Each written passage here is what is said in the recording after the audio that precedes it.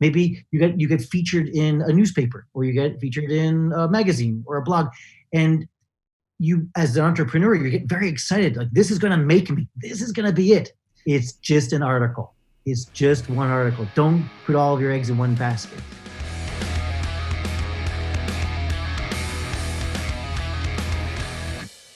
Without further ado, going to tonight's incredible guest, Steve Cohen, all right, the Millionaires Magician.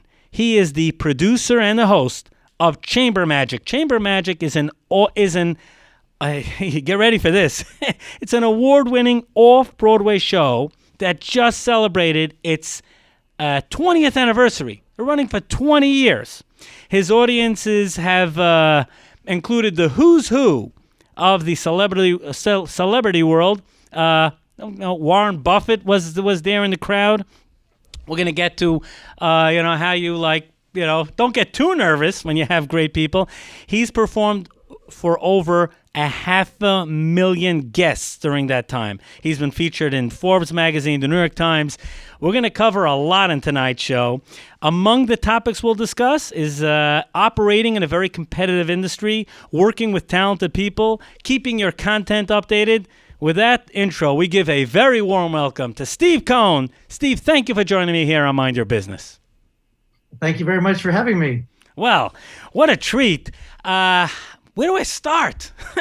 Well, how many magicians have you had on this show before? Well, to date, the one that comes to mind is Shep Hyken. You know Shep Hyken? Oh, yeah, absolutely.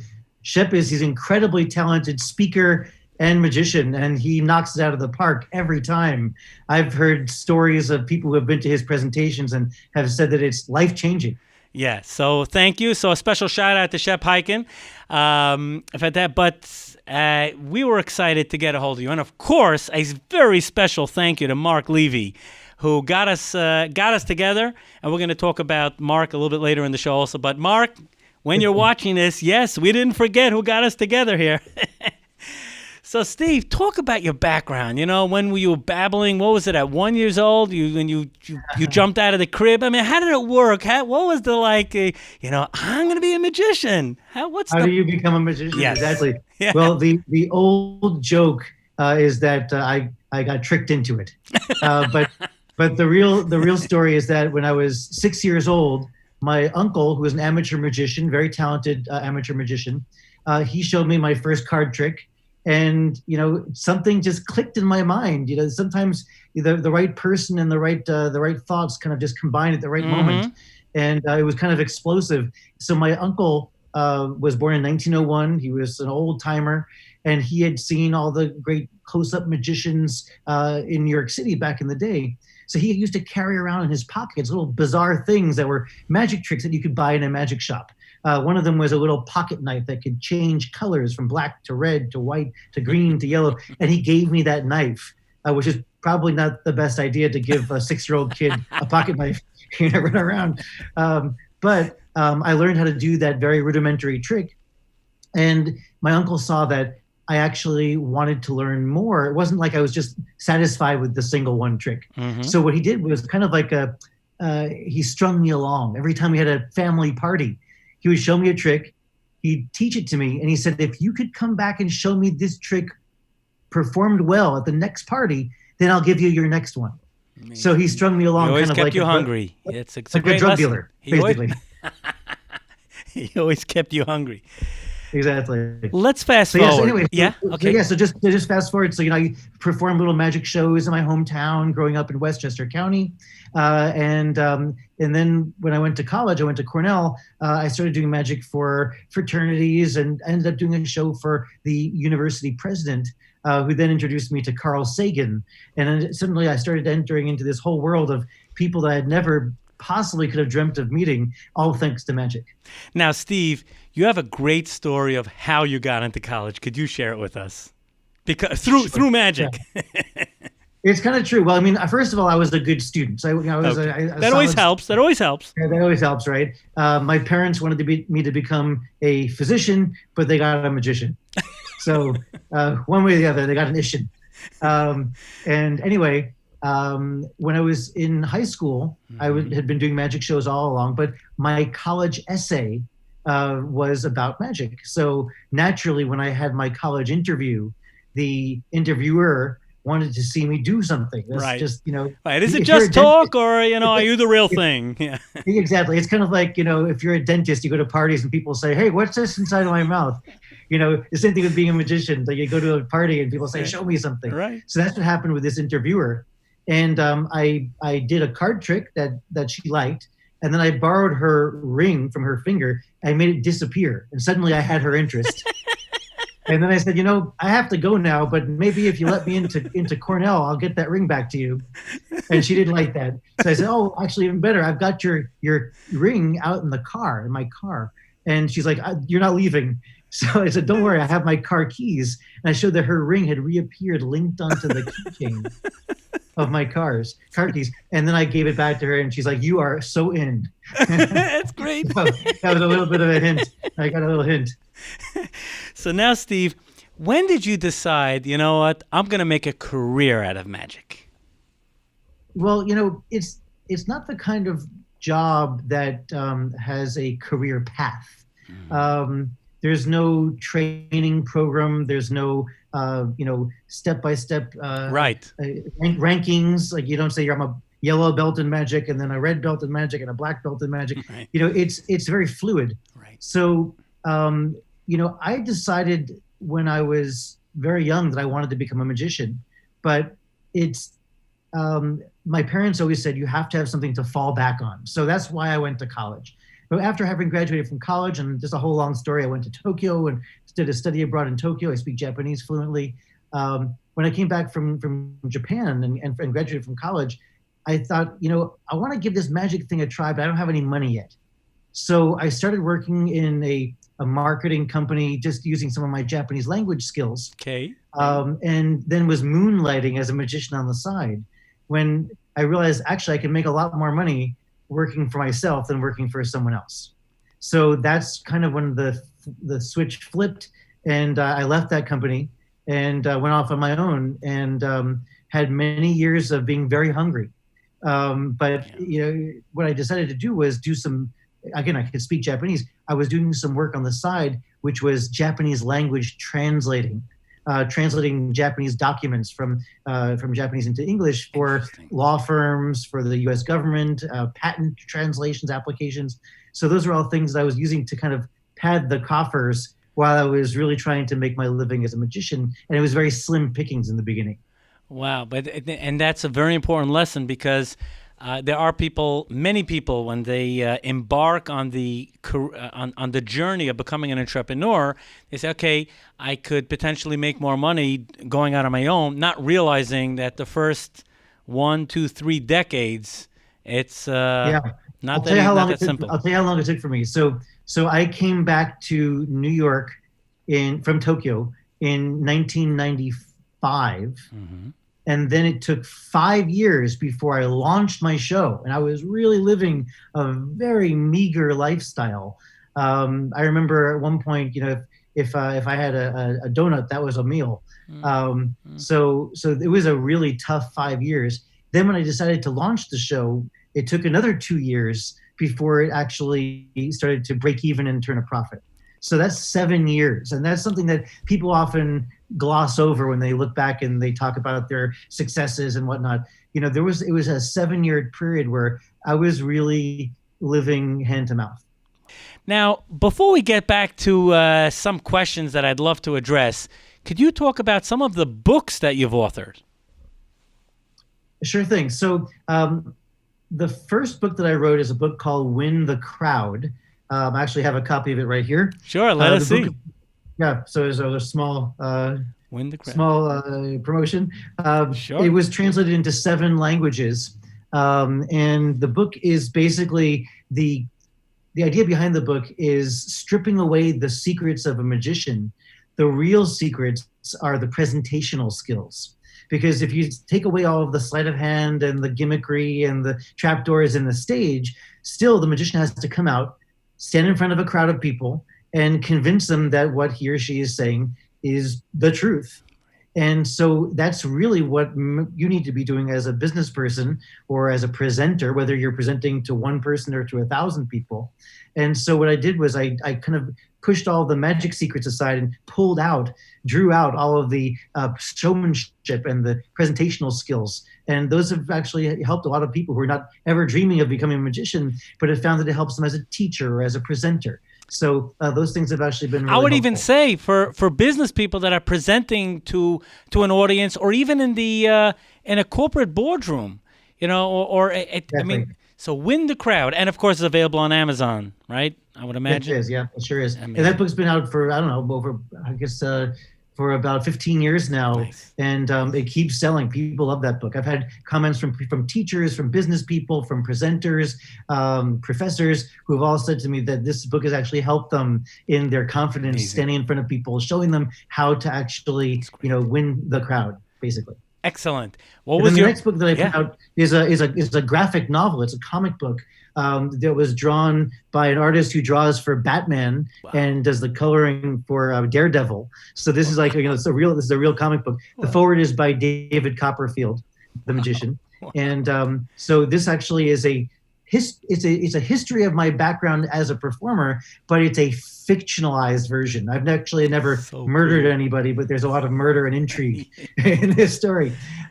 So it's kind of a backstory, but it's a fictional backstory that has a lot of elements of truth. I actually did do a show in Carnegie Hall. I'm the first magician in 75 years to do a solo show in Carnegie Hall. That's in the book. And also I performed, in the book that shows all the different millionaires and billionaires that have been on my roster. So that's also in the book. Amazing. Steve, what are some of the subcategories, if you will, within the magic business that also can be lucrative for a magician? Okay, so I specialize in a form of magic that's called parlor magic, or I call it chamber magic. That's the name of my show, which basically means it's for a smaller audience, around 50, 60 people at a time. But of course, then you have much larger shows, like an illusion show, such as David Copperfield, Penn and Teller do a large illusion show, which has 1,000 people, let's say, inside of the auditorium. At the other end of the spectrum, then you have much smaller shows that are close-up magic shows. Maybe that's someone who does something right in front of you, 2 inches from your eyes. Right. And that's a very challenging area to become lucrative in, only because the numbers aren't really there, right? Unless you're charging a massive amount of money for a single person to come see it, you're not going to really become a millionaire overnight. But here's a hidden secret that magicians sometimes scoff at, is the children's birthday party arena. There's actually, think of how many children are out there and how many parents want their kids to have the best, right? So there's actually a kind of a little bit of a looking down upon children's entertainers in the magic community or the magic world, but that's a really lucrative area. You'd be surprised. There are people who are knocking it out of the park, doing children's birthday parties and library shows and school fundraisers. It's actually an area that I've never personally explored, but it is lucrative.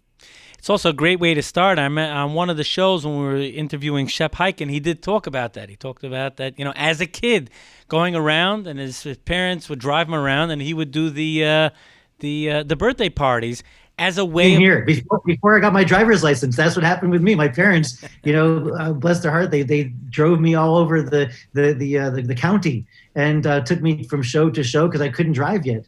I have a funny story. Once I did a trick where I made a bird disappear. A white dove just vanished. Okay. And this mother who had hired me for her children's birthday party was an animal rights activist. And when the bird disappeared, she started to chant, "Where's the bird?" And all the kids, "Where's the bird?" And then I was like, "Look, I can't tell you, miss, because I'm a magician. It's a trade secret." And then she said, "I'm not paying you until you tell me that bird is healthy and well." And so anyway, my mother was waiting for the show to end because remember, I couldn't drive yet. Right. She was waiting outside in the car. I had to call her in to talk some sense into this lady so that I was able to get out of the house with my check and my secreted bird. So now I'm going to ask a rather interesting question, and you have a right to take the fifth on this one. Do Sure. magicians speak freely about their trade secrets?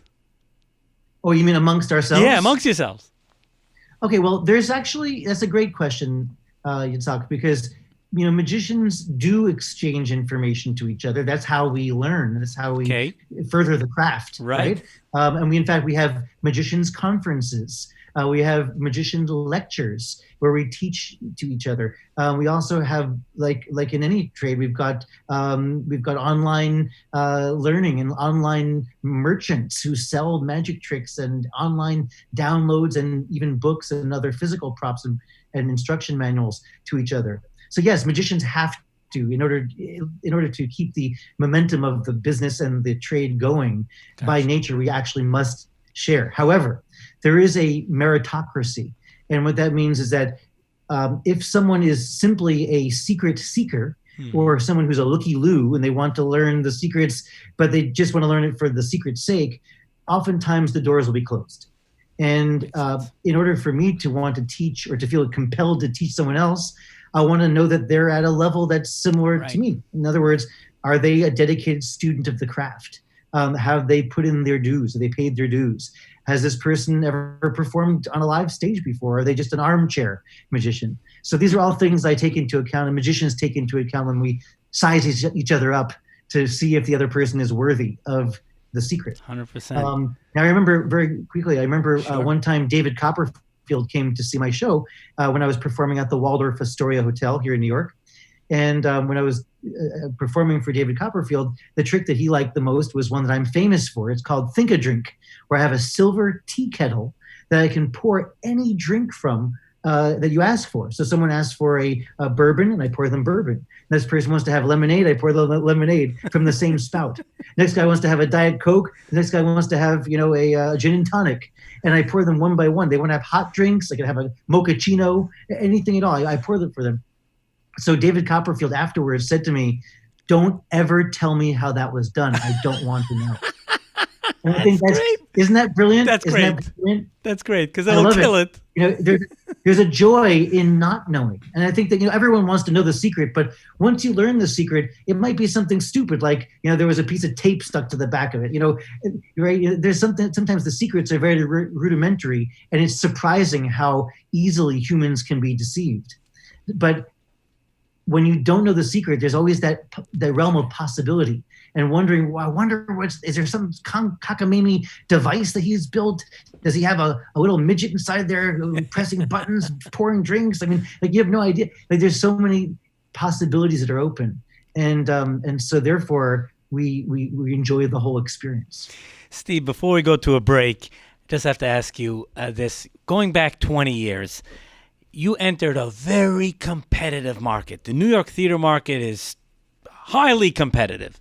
And you decided you're going with an off-Broadway show on a very high-end hotel. Tell us about what it was like when you were staring at that, like the challenge. Oh my gosh, I want to do this, but how can I be successful? I didn't really think of the bigger picture. I didn't even think I was performing in this iconic hotel at the time, the Waldorf Astoria. I didn't think about how I was competing against Broadway shows for the competition for the people's time and their money. Mm-hmm. All I wanted to do was I wanted to be a magician in New York. I thought, if I could do this for 20 years in New York, in my mind, I'll have been a success. And so I kind of had bubble or tunnel vision. I just went ahead and did my own thing, not really concerning myself with the competition. What are other magicians doing? What are Broadway shows doing? What are off-Broadway shows doing? I kind of just went in there with my own passion, tunnel vision. Yeah, and that actually helped me because I wasn't really swayed by anyone else. I remember Ricky Jay, the great Ricky Jay, who passed away a couple of years ago. I admired him greatly, met him a few times. So Ricky Jay was doing a show in New York called On the Stem. I purposely didn't go see it because I didn't want to be influenced by my competition, by other magicians that are in the New York market. And that actually helped a lot. Now, having said that, you're right. It takes guts to hang up your shingle in New York City, right? I mean, you're basically saying, everyone else, screw you. This is what you should be spending your time on and your money on. And that takes guts. And I always like to say, it takes guts, damn it. Because that's a great phrase, right? It takes guts, damn it, to do what what your heart tells you is your true purpose. But I went out there and just kind of plowed ahead. Even when I wasn't making money, I just said, this will eventually turn. The tide will turn eventually. And I lied to my wife for 2 years, telling her that we were breaking even, when in fact we were losing money every single show, every single week. And I just sucked it in and said, I know I'm lying. I know I hate lying to my wife. She's my partner in life, and she's the love of my life. But sometimes you have to do what you know is possible, and that's what I did, and it eventually turned and paid off. You were very open and honest about it takes time to become a success. There are famous quotes, right? It took 30 years to become an overnight success, and I've heard, but it's true. How long did it take to get traction? How long did it take until people started knowing it? Chamber Magic. I mean, now, again, in 2019, you won the TripAdvisor Award, but it took time. Talk about the patience that an entrepreneur needs to be successful. Okay, so basically, when I began the show, in my head, I thought, I'm going to run this for 20 years. So I had patience built into the whole project. And every time I did a show, if it was a good show, great, that was one step closer to my 20-year mark. If I did a bad show and I got a terrible reaction, that was also one step closer to my mark. And I learned from that. Of course, I had hopefully more good shows than bad shows. But along the way, I also got very fortunate. I had a media person that came to the show who had a blog. It was early. This is, again, I started before Facebook. My first outreach to people was through postcards. That's when I began this whole show. It was before there was even a social media. So I found this one media person who had a blog, an early blog, like a mailing list. Mm. And she wrote about my show on this mailing list. The blog was called Daily Candy. Anyway, so she blogged out to all these people about Chamber Magic, and suddenly the show was sold out for a year. Wow. And that was instant. It was like people were just so turned on by this article. And it blew my mind, because when I had been struggling up until that point, suddenly I had a show that was sold out for a year. So what did you do? If you're an entrepreneur, you have to produce more supply. So I added more shows. About 3 years in, it was another inflection point. I got a great opportunity on CBS Sunday Morning. They did a 7-minute interview that aired nationwide. And that interview then brought in over $1 million of ticket sales in about 3 days. Wow. Unreal. My mind was completely blown. And then those shows were sold out. So what do you do as an entrepreneur? You produce more supply. So then I added a matinee show. That schedule has stuck, and I've continued that for the past 15 or so years. And that basically brings me to today, where, I kind of had these inflection points where suddenly there was traction, but I had to just wait. I had to be patient. And, there's going to be a lot of times where you get possibly a media hit, right? Maybe you get featured in a newspaper, or you get featured in a magazine or a blog. And you, as an entrepreneur, you get very excited. Like, this is going to make me, this is going to be it. But what I learned from my best friend and from my co-creator of Chamber Magic, Mark Levy, who I know you know, Yep. Mark Levy told me, it's just an article. It's just one article. Don't put all of your eggs in one basket. So I remember the first time I got featured in the New York Post, it was a half-a-page article. I thought, this is going to make my career. And it was a minor blip, minuscule blip. It maybe sold like 3 tickets, that I was in the newspaper. When I was a guest on the David Letterman show, right? The Late Night with David Letterman, one of the thrills of my life. It didn't sell very many tickets, but, it was an opportunity to be seen by a great amount more people. So, when you have these media hits, you often may think that it's going to change everything. There'll be an avalanche of orders or business or tickets sold or whatever you're selling. But the fact is, you have to just take that in stride, almost assume that it's not even there. Even though one of the examples you gave turned into $1 million in ticket sales. It's true, but I never knew that. It could have turned into $0 in ticket sales, right? So you can't ever know what's going to have traction. I can tell you that CBS Sunday Morning appearance was seen by Warren Buffett, and Warren Buffett said, "Hey, I want this guy at my house in Omaha." Tell us the story. Tell us the story. That was actually the impetus for me to get to do a show for Warren Buffett in Omaha for a private show. It was very exciting. That's amazing. Mark Levy, he is a tremendous thinker in terms of how to package an individual. Perhaps you could share your experience working alongside Mark and what's his secret sauce, if you could share, on how he makes people, brings out the greatness in individuals. Sure. Well, I met Mark Levy completely as a fluke. He called me out of the blue 21 years ago. I'll remember it. I'll always remember it. It was a phone call that he just said, "Hi, a mutual friend of ours said we'd probably get along." And that phone call lasted 2 hours. Wow. And then we met in person. And then we've been on the phone every day for the past 20 years. Wow. Right? So that tells you the type of connection we have built. Mark is a positioning expert. And, I never thought that I would need a positioning expert. I'm a magician. I think that's interesting enough as it is. Right. But what Mark told me is that, look, David Blaine is the street magician. And Penn and Teller at the time were considered the bad boys of magic. Right. And there's like these different hooks that people can latch on to. Say this is a specific type of a magician. And I had come to Mark and said, look, I want to create some sort of a stunt that will that'll launch me into the public eye. Right. He said, you don't need a stunt. We need to drill down into who you already are and figure out what is it about you that's unique and different that we can then promote. And so he did a kind of an interview with me, and he asked me about my background and where I grew up and who I performed for, et cetera. And after all this kind of data analysis, he realized that I perform mostly for the well-to-do, what he called the filthy rich. So he said, no one is in that category. No one's claimed to be a magician for the filthy rich. That's just that has never been done before. So he said, you should focus on that. And I said, oh, that's just stupid. That's ridiculous.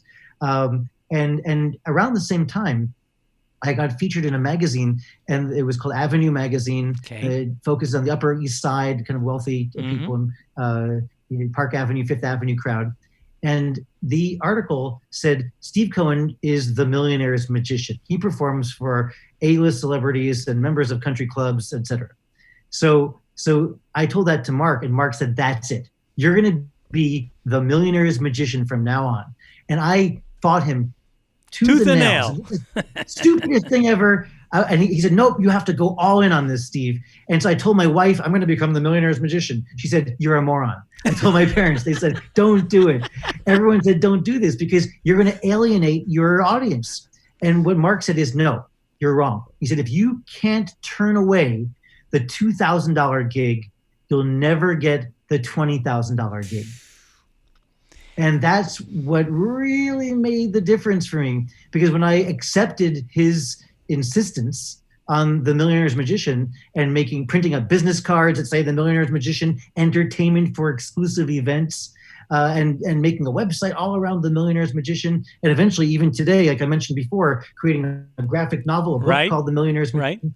Right. All of these things, I went all in, and it made all the difference, because then I went to London.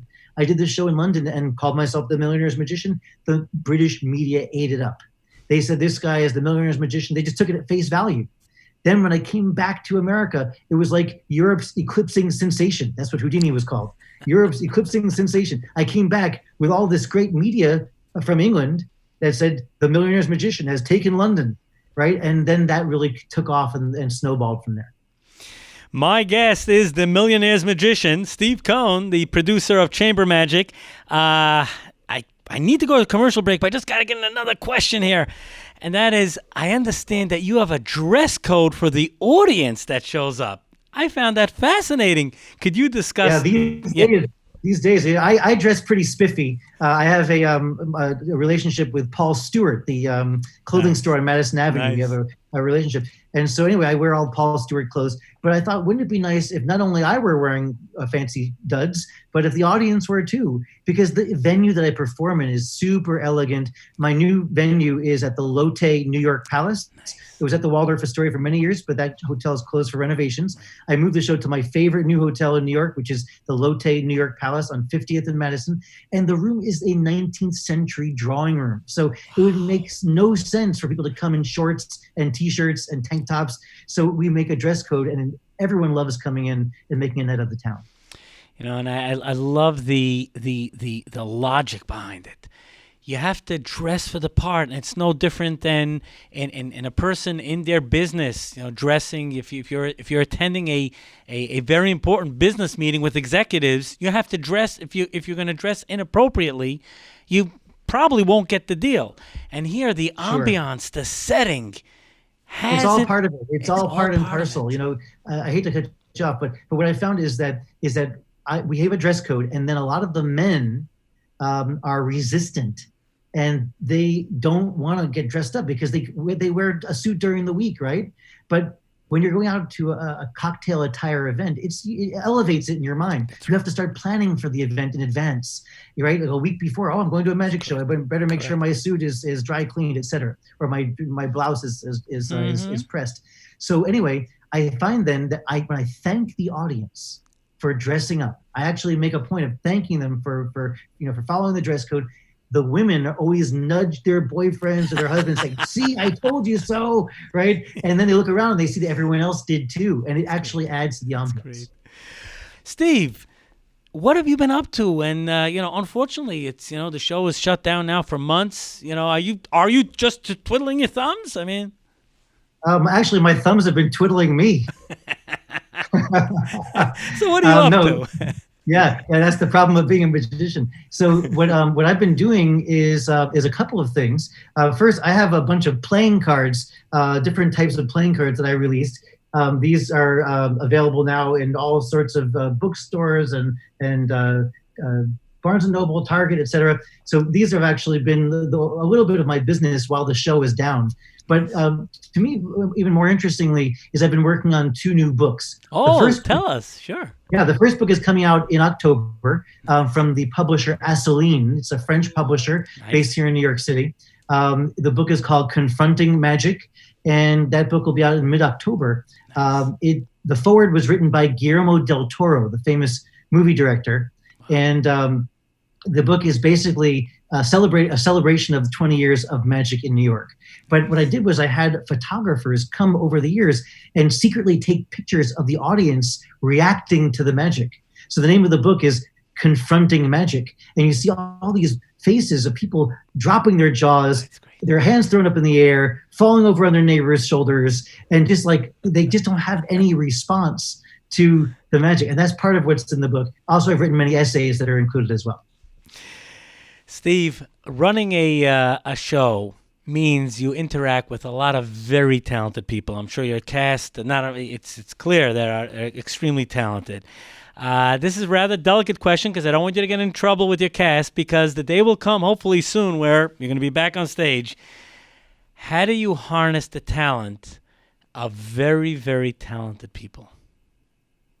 Right. What I've found is you obviously must always be acting in a professional way, but also I like to have I like to make sure that my sense of humor loosens the person up so they realize that I'm not pretentious. Now, I can come across pretentious from time to time if I'm really focused on my work, but by being able to break down that barrier by having some shared joke or some common little, comical interchange, that really I found to work really well. And, when I used to live in Tokyo, and what I found in Japan is that business people who are very, kind of uptight during the day will go out and have a drink. And then when they get completely blasted, then they let their guard down. And then that's when the real bonding occurs. Now, I'm not a drinker, but I like to have social interaction with people outside of the venue. And, when you have that shared experience, then when you get back into the work frame of mind, you're able to obviously have that bond that you've already built outside of the work. So that's has been one way I've found to be a pretty successful way of harnessing other people's talents. Wow. As they say, because also let me turn this into my next question is there are times when the pressure is really on, and you know it, and you want to make sure the audience doesn't. Like, let's say a cast member isn't feeling well, called in sick at the last minute, or there's some other, you know of something that may or may not happen during the show, a power outage. How do you train for, and what's your tips on how to deal with pressure that you can cut with a knife? Yeah, well, what I usually do is I learned this from a friend of mine who's a pilot. He called it the OODA loop, OODA. And I don't know if you're familiar with this. If you're a fighter pilot, you automatically know this. But anyone who's a pilot ought to know this. It's part of being situational awareness, where you understand OODA. It stands for observe, orient, decide, act. So you're always observing what's going on, right? There might be something that went wrong that the audience hasn't become aware of yet. Then you have to orient yourself so that you know what to do. Then you decide what to do, and then you act on it. And then you loop back to the original O, which is observe again. So you're always looping back. So you probably heard the expression, keep me in the loop. Yeah, of course. That comes from this expression, the OODA loop. It's from fighter I never pilots. knew that. Knew that. And so what I do is I try to have situational awareness, keeping awareness of myself in three-dimensional space, plus also in the fourth dimension of time. So I'm thinking ahead before you even know what's going to happen. I'm aware of what could potentially happen only because I've done this show literally thousands and thousands of times. So that's where the practice and the rehearsals really come into play, because you start to see what could potentially go wrong, and then you're able to have a plan B and C and D ready for those eventualities. Perhaps you could even share with us a tip about practice and rehearsals. Now, of course, when you're doing it the amount of years, each show is a practice and rehearsal for the upcoming show, of course. Sure. But from the early days, how many times would you rehearse? What was like the schedule that you would put in to practice and practice and practice in order to make sure that it would be flawless? There's a real difference between practice and rehearsal. So practice is something I can do at any time. I can be sitting watching a television show. I might be practicing right now, and you just don't know it. There's practice that you can do when you're just sitting around casually, holding a deck of cards and just practicing. Your fingers are getting used to doing something which is rather challenging, but you do it without even thinking because of the practice. Rehearsal, on the other hand, is something that is a bit more elaborate, and rehearsal means you're maybe putting on your clothes. You've heard of dress rehearsal, right? Right. It's all the blocking and the standing and having all the props in the proper pockets and putting the props in the proper locations and moving everything in real time and not stopping from beginning to end. That's what a rehearsal would be. So practice and rehearsal really are two different areas. But to answer your question, I practice constantly, and I practice with great dedication, meaning there are some sleight of hand maneuvers that I'll be performing from the moment I wake up until the moment I go to sleep. And some of these are mental tricks that I have to perhaps run through a series of memorized steps. Other things are physical, where I have to practice with my fingers to be able to make sure that the dexterity stays intact. Other things I'll do are using other objects, where I have to practice to make sure that the objects don't fall. Nice. I want when I have complete control. Nice. So for those watching on YouTube, yeah. Yeah, exactly. And so the idea is that the muscle memory is so intact that I can be placing my attention on the audience. And this is, it's almost having two minds. You may have seen some great jazz pianists or classical pianists who can be playing a run on their left hand and a melody on their right hand, and they're almost as if it's two different people playing the same instrument. That's what I'm doing. The technique is one hand, and the presentational skills are the other hand. Wow. Steve, here's an interesting question. I'm sure that you've had many people that have enjoyed the show and have come back. Are there any What's your advice on that? Or actually, perhaps you could even share from chamber magic. Do you change up some details from time to time, or is it that people they enjoyed it, they'll watch the same show, they'll come back for the same show again? Sure. Well, I've had many people who have returned to the show over and over again, and I know this because during the show I asked, raise your hand if you've been to chamber magic before, and at every show there's people raising their hands. So that's only because I've been doing it for 20 years, right? Right. So it's always very fulfilling. I never take that for granted. However, you can't expect that people are going to want to come back if it's word for word, beat for beat, exactly the same show that they experienced before. Maybe you'll see the same movie a second time or a third time, but it's rare that you'd see the same movie 9 times or 12 times, right? I've had people who've come back to chamber magic 9 or 12 times, and it's because there's a whole element of the show that Mark Levy actually turned me on to, which is kind of like a comedian doing crowd work, where I'm riffing with the audience and reading people's minds who are just in the audience. And that is always different. And the people are always different. So even I don't know how it's going to end. So I'll look around the room and start telling people the name of their dogs and the first girl that someone kissed, or for example, that maybe they had a knee replacement. Things that I couldn't possibly know by looking at them. And there's zero pre-show work, researching people on Google. There's nothing like that. I have a fresh audience. I go amongst the audience and just start plucking ideas out of their head. And that takes about 15, 20 minutes of the show.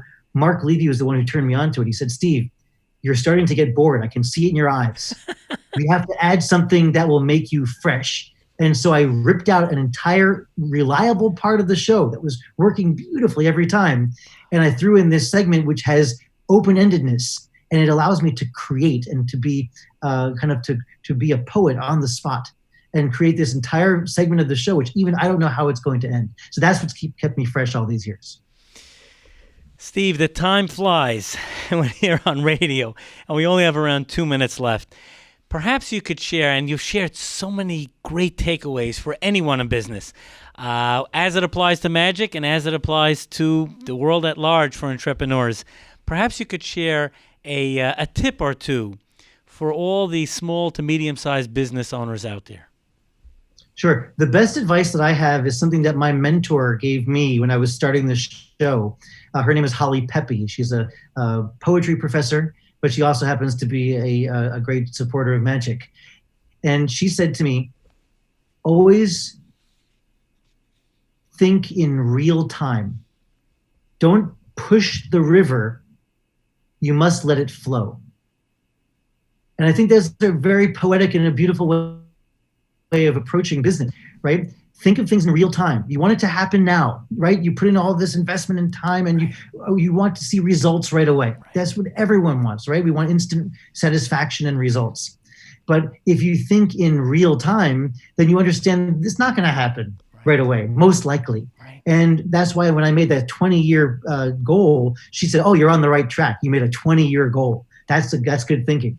And then the other part of the statement was, don't push the river, let it flow. And that's apparently a saying from an African folk story. The river is always going to be moving, right? And you can't control it.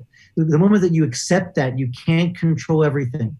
Let things happen and just respond and just keep moving forward in your own way. That'll probably steer you into the right direction. So sometimes it becomes challenging to travel with all the new restrictions. So I figured out a magical way to be able to travel with my props. For instance, let's say I have a deck of playing cards. I have a very tiny little box. I don't know if you can see, it's a very small box. What I've done is I take the big deck of cards and I squeeze them down inside of the box, just like this. And then, don't miss. I push it all the way in. That's how a magician travels.